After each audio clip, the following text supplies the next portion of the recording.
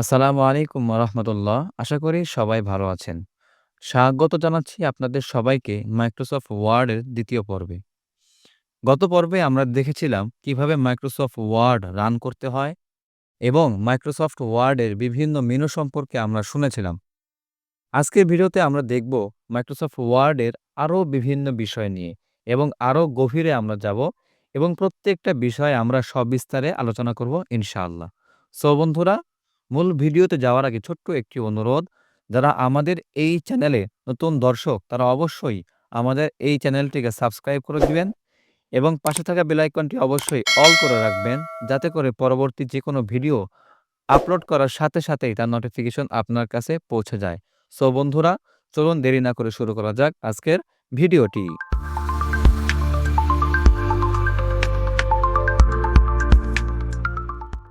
বন্ধুরা, welcome back. আমরা শুরুতেই মাইক্রোসফট ওয়ার্ডের ভিতরে প্রবেশ করছি। সো এইখান থেকে আমি ব্ল্যাংক ডকুমেন্ট যেটা লেখা রয়েছে, আমি এইটাতে ক্লিক করছি। সো এই পর্যন্ত আমরা গত ক্লাসে দেখেছিলাম যে মাইক্রোসফট ওয়ার্ড কিভাবে রান করতে হয় এবং মাইক্রোসফট ওয়ার্ডের বিভিন্ন মেনু সম্পর্কে আমরা শুনেছিলাম যে কতগুলো মেনু এই মাইক্রোসফট ওয়ার্ডের মধ্যে রয়েছে। সো আজকে আমরা এর পরের থেকে যে বিষয়গুলো রয়েছে এবং যতদূর পর্যন্ত আমরা পারি সেই বিষয়গুলো আমরা কাভার করার চেষ্টা করব ইনশাআল্লাহ। সো যেহেতু আমরা মাইক্রোসফট ওয়ার্ড একদম খুব ভালোভাবে একদম বেসিক থেকে অ্যাডভান্স লেভেল পর্যন্ত আমরা খুব ভালোভাবে শিখব। সো এই বিষয়গুলো শেখানোর জন্য আমি শুরুতেই এখানে কিছু লিখে নেই, যাতে করে আপনাদেরকে বুঝাতে আমার সহজ হয় এবং আপনারাও একদম সহজে বুঝতে পারেন। যেহেতু বর্তমানে আমরা হোম মেনুর আন্ডারে রয়েছি এবং হোম মেনুর নিচ থেকে শুরু করে এই পাশ থেকে শুরু করে যা কিছু রয়েছে একদম এই পর্যন্ত প্রত্যেকটা বিষয় আমরা একদম হাতে হাতে ধরে শেখার চেষ্টা করব ইনশাআল্লাহ।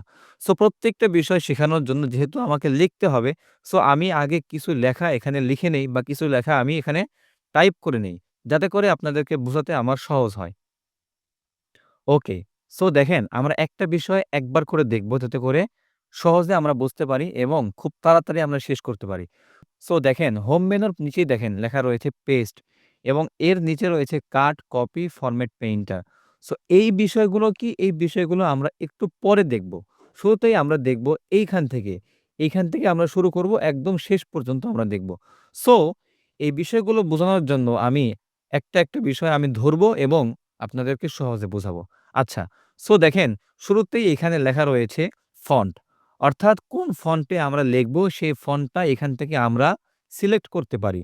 আমরা যারা মোবাইল ফোন ইউজ করি আমরা জানি যে প্রত্যেকটা লেখার একটা আলাদা ফন্ট থাকে, বিভিন্ন ফন্টের সিস্টেম থাকে।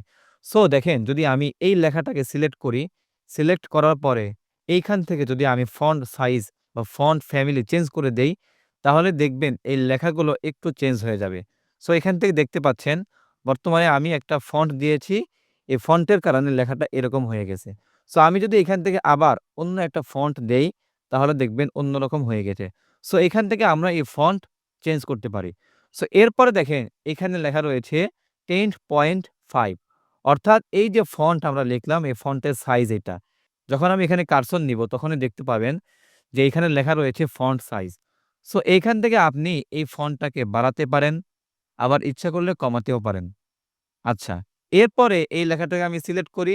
সিলেক্ট করার পরে আপনি চাইলে এখান থেকেও ফন্ট বড় করতে পারেন, ইনক্রিজ ফন্ট সাইজ, আবার আপনি এইখান থেকে ডিক্রিজ করতে পারেন, ছোট করতে পারেন।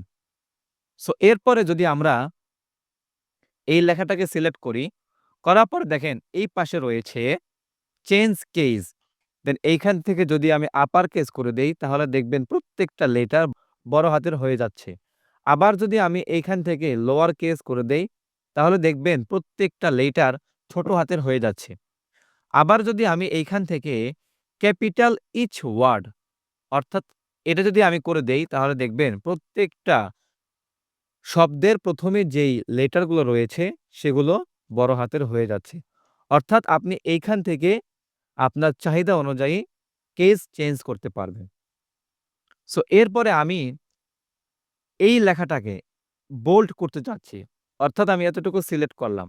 দেন এইখান থেকে যে বি লেখা রয়েছে, এই বি তে ক্লিক করলে দেখবেন এটা বোল্ড হয়ে যাবে। যেহেতু এখন বর্তমানে এই ফন্টটাই বোল্ড, যার কারণে বোল্ড হচ্ছে না। আমি এই ফন্টটাকে চেঞ্জ করে নেই। সো আমি এখান থেকে ক্লিক করছি, দেন এখান থেকে টাইমস নিউ রোমানে রেখে দিলাম। সো এরপরে দেখেন এই লেখাটা কিন্তু বোল্ড হয়ে গিয়েছে। আমি এখান থেকে ক্লিক করলে বোল্ড আউট হয়ে যাবে। আবার যদি আমি এখানে ক্লিক করি, দেন এখান থেকে কন্ট্রোল প্লাস বি তে ক্লিক করি তাহলেও কিন্তু বোল্ড হয়ে যাবে। সো এরপরে যদি আমি চাই যে এই লরেম লেখা রয়েছে, আমি লেখাটাকে একটু বড় করে নিচ্ছি প্রতিটা লেখাকেই। সো আমি এখান থেকে ক্লিক করছি তাহলে লেখাটা বড় হয়ে যাচ্ছে। সো এরপরে আমি চাচ্ছি এই লেখাটাকে ইটালিক করব। সো আমি যদি এটাকে সিলেক্ট করি দেন এইখান থেকে এই আই তে প্রেস করি তাহলে দেখবেন এই লেখাটা ইটালিক হয়ে গেল। আবার এর একটা শর্টকাট কি রয়েছে কন্ট্রোল প্লাস আই। সো এরপরে যদি আমি চাই যে এই লেখাটার একটা আন্ডারলাইন দিব, তাহলে এখানে ক্লিক করতে পারেন তাহলে আন্ডারলাইন চলে আসবে। আবার যদি আপনি চান যে আন্ডারলাইনের ধরন অন্যরকম হবে, তাহলে আপনি এখান থেকে যেকোনো আন্ডারলাইন দিতে পারেন। আবার যদি আপনি চান যে এই প্রত্যেকটা ফরমেট আমি তুলে দিব, তাহলে এখানে ক্লিক করবেন তাহলে দেখবেন কোনো ফরমেটই আর কাজ করবে না। প্রত্যেকটা ফরমেট উঠে যাবে। সো এরপরে যদি আমি চাই যে আমি এই লেখার মাঝখানে একটা কি দিব? স্ট্রাইক থ্রো দিব। তাহলে এখানে যদি ক্লিক করি তাহলে দেখবেন যে লেখার মাঝখানে একটা কাটা দাগ পড়ে গিয়েছে। আবার এখানে ক্লিক করলে এটা উঠে যাবে। সাবস্ক্রিপ্ট কি? যদি আমি এই লেখাটাকে বোঝানোর জন্য নিচে আসি তাহলেই বুঝতে পারবেন সহজে। পানির সংকেত কি? পানির সংকেত হচ্ছে H2O। সো দেখেন এটা কিন্তু পানির সংকেত হলো না। কেন হলো না? কারণ আমরা জানি যে এই 2 টা এই H এর নিচে থাকবে। সো আমি কি করতে পারি? এই 2 টাকে সিলেক্ট করতে পারি। দেন এইখান থেকে যদি আমি ক্লিক করি তাহলে দেখবেন এটা পানির সংকেতের মতো হয়ে গেল। অনেক সুন্দর না? একদম সহজে হয়ে গেল। সো এরপরে যদি আমরা এর পরেরটা দেখি, এখানে লেখা রয়েছে সুপারস্ক্রিপ্ট। সুপারস্ক্রিপ্টটা কি? যদি এইটা বোঝানোর জন্য যদি আমি লিখি যে বি প্লাস সি, এখানে ব্র্যাকেট দেই, দেন যদি আমি এখানেও ব্র্যাকেট দেই, ব্র্যাকেট দেওয়ার পরে যদি আমি চাই যে B plus C whole square. So whole square যদি আমি স্কয়ার যদি আমি লিখতে চাই তাহলে আমাকে এখানে 2 লিখতে হবে। সো 2 যদি আমি লিখি তাহলে দেখবেন যে এইটা কিন্তু স্কয়ার হলো না। অর্থাৎ যে পাওয়ার, এই পাওয়ারটা কিন্তু হলো না। সো এইটা পাওয়ার হওয়ার জন্য বা পাওয়ার করার জন্য এটাকে সিলেক্ট করবেন। দেন এইখান থেকে ক্লিক করলে দেখবেন যে এটা পাওয়ার হয়ে গেল। ওকে? সো এরপরে আমি একটু নিচে আসি। আসার পরে দেখেন এইখানে একটা অপশন রয়েছে টেক্সট ইফেক্ট অ্যান্ড টাইপোগ্রাফি। অর্থাৎ এইটার কাজ কি? এইটা বোঝানোর জন্য আমি এই লেখাটাকে সিলেক্ট করি। দেন এইখানে ক্লিক করছি। এখান থেকে যেকোনো একটা ফরমেট আপনি ইউজ করতে পারবেন। আপনার যেইটা ভালো লাগবে সেটাই আপনি এখানে ইউজ করতে পারেন। সো আমি এটাতে ক্লিক করছি। ওকে, মোটামুটি ভালো লাগছে। আচ্ছা, এরপরে দেখেন এখানে একটা অপশন রয়েছে। এখানে লেখা রয়েছে টেক্সট হাইলাইট কালার। এর মানে কি? যদি আমি এই লেখাটাকে হাইলাইট করতে চাই, তাহলে এইখান থেকে আমি যেকোনো কালার দিয়ে হাইলাইট করতে পারি।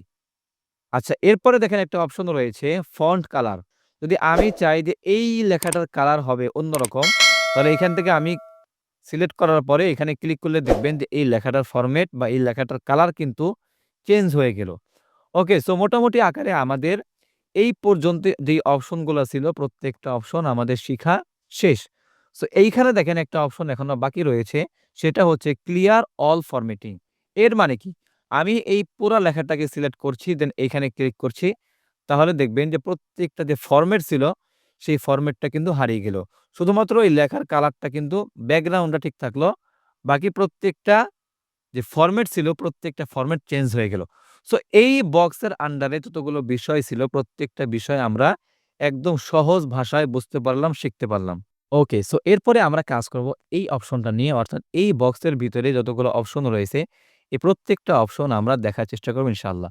সো আমি এই লেখাগুলোকে ডিলিট করে দিচ্ছি। দেন এইখান থেকে আমি লিখছি যে আলু। এরপরে আমি এন্টার হিট করছি, লিখতেছি পিঁয়াজ, ইয়াজ ফর এক্সাম্পল। এরপরে আমি লিখছি মরিচ, মরিচ। এর মধ্যে আমি বুলেট ইউজ করতে চাচ্ছি। বুলেটটা কেমন? যদি আমি এইখানে ক্লিক করি তাহলে দেখবেন যে কোন ধরনের বুলেট আপনি চান, যেকোনো ধরনের বুলেট আপনি ইউজ করতে পারেন। আচ্ছা, এরপরে দেখেন আরেকটা অপশন রয়েছে, এটা হচ্ছে নাম্বারিং। যদি আমি এখানে সিলেক্ট করি এই লেখাগুলো, দেন এইখান থেকে আমি যেকোনো নাম্বার এখানে ইউজ করতে পারি। ABCD, এরপরে ১, ২, ৩ বা 1, 2, 3, 4 যেকোনো ধরনের আমি নাম্বার ইউজ করতে পারি। ওকে। সো এরপরে দেখেন এইখানে একটা অপশন রয়েছে। এখানে লেখা রয়েছে ডিক্রিজ ইনডেন্ট। ডিক্রিজ ইনডেন্ট কি? যদি আমি এইখানে ক্লিক করি, দেন এইখানে ক্লিক করি তাহলে দেখবেন যে এই লেখাগুলো এইদিকে চলে আসলো। আবার যদি আমি এইখানে ক্লিক করি তাহলে দেখবেন যে এই লেখাগুলো এইদিকে চলে যাচ্ছে। সো এটা হচ্ছে ডিক্রিজ এবং ইনক্রিজ ইনডেন্টের কাজ। ওকে, সো এরপরে আমরা দেখব নিচের অপশনগুলো কি কাজ করে। সো আমি যদি এখানে লিখি যে দিস ইজ মাই হোম, যদি আমি এইখানে লেখাটাকে সিলেক্ট করি, দেন যদি আমি এইখানে ক্লিক করি তাহলে দেখবেন এই লেখাটা সেন্টারে চলে আসলো। অর্থাৎ এই জিনিসগুলো সেন্টার বা অ্যালাইন ঠিক করবে। এই লেখাগুলো অ্যালাইন ঠিক করবে। সো আমি যদি এইখানে ক্লিক করি তাহলে দেখবেন একদম রাইটে চলে যাবে। আবার যদি আমি এখানে ক্লিক করি আবার লেফটে চলে আসবে। এই বিষয়গুলো কিন্তু অ্যালাইনের কাজ করে। আপনি এই বিষয়গুলো দিয়ে আপনার যেকোনো অ্যালাইন আপনি ঠিক করতে পারেন। লেখার অ্যালাইনগুলো আপনি ঠিক করতে পারবেন।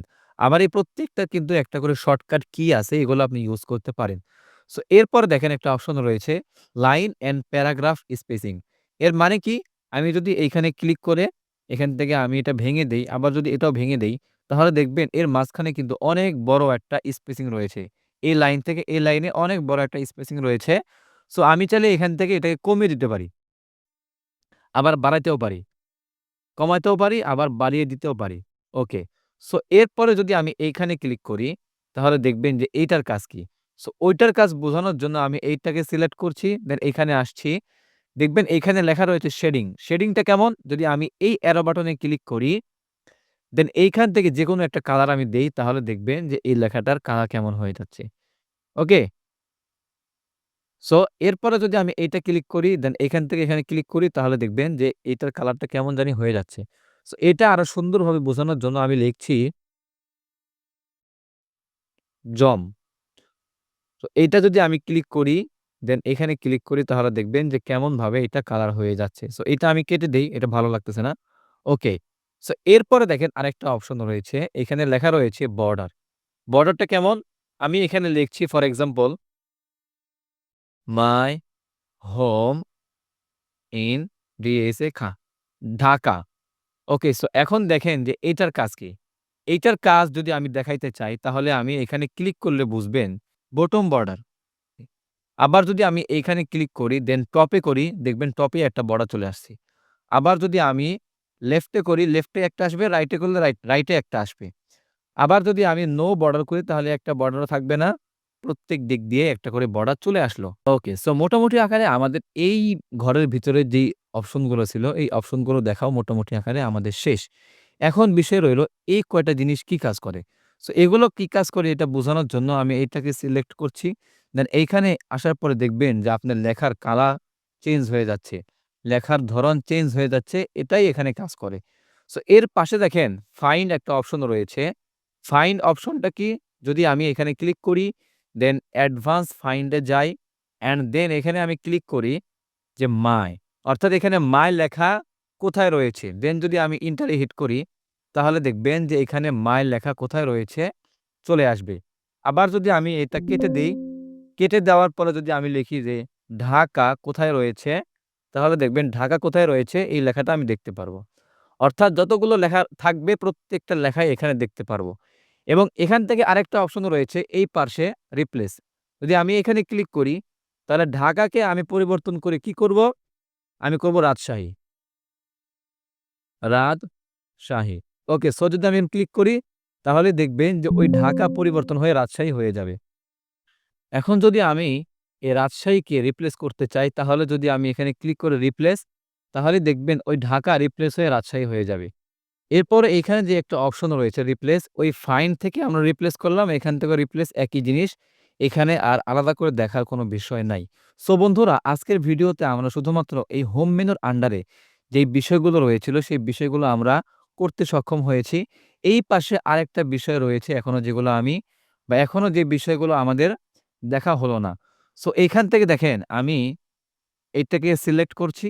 দেন দেখেন কাট রয়েছে। যদি আমি কাটে ক্লিক করি তাহলে দেখবেন এই রাজশাহী লেখাটা আর থাকবে না। সো রাজশাহী লেখাটা কিন্তু হারিয়ে গেল।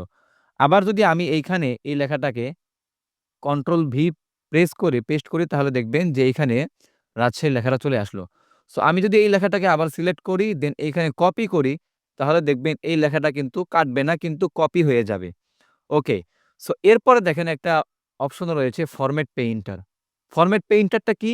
যদি আমি এই লেখাটাকে সিলেক্ট করি অ্যান্ড দেন যদি আমি এইখানে ক্লিক করি, করার পরে যদি এই রাজশাহী লেখাটাকে আমি সিলেক্ট করে ছেড়ে দেই, তাহলে দেখবেন উপরে যেরকম কালার রয়েছে ঠিক সেরকম হয়ে যাবে। দেখছেন কেমন একটা কালার চলে আসছে না? অর্থাৎ ফরম্যাট পেইন্টারের কাজ হচ্ছে আপনি যেকোনো ফরম্যাট যেকোনো জায়গায় সহজে ইউজ করতে পারবেন। ওকে? সো এই পেস্ট মানে কি? যদি আমি এইখানে লেখাটাকে কপি করি, দেন এইখানে আসি, এখানে আসার পরে এই পেস্টে ক্লিক করি তাহলে দেখবেন ওই লেখাটা এখানে চলে আসবে। সো বন্ধুরা আজকের ভিডিওটি এই পর্যন্তই। আজকের ভিডিওতে আমরা শেখার চেষ্টা করলাম মাইক্রোসফট ওয়ার্ডের হোম মেনুর আন্ডারে যে বিষয়গুলো রয়েছে, যে অপশনগুলো রয়েছে সেগুলো খুব ভালোভাবে আয়ত্ত করার চেষ্টা করেছি এবং আমি যতটুকু জানি সেই পরিমাণ শেখানোর চেষ্টা করেছি। কথার মধ্যে অনেক সময় ভুল হতে পারে সেটা অবশ্যই ক্ষমার দৃষ্টিতে দেখবেন এবং আমাদের এই ভিডিওটি ভালো লাগলে অবশ্যই একটি লাইক করে দিবেন এবং আমাদের এই চ্যানেলটিকে অবশ্যই সাবস্ক্রাইব করে রাখবেন। যাতে করে পরবর্তী যেকোনো ভিডিও পাবলিশ করার সাথে সাথেই নোটিফিকেশন আপনার কাছে পৌঁছে যায়। সো বন্ধুরা দেখা হচ্ছে পরবর্তী কোনো ভিডিওতে। সেই পর্যন্ত ভালো থাকবেন, সুস্থ থাকবেন।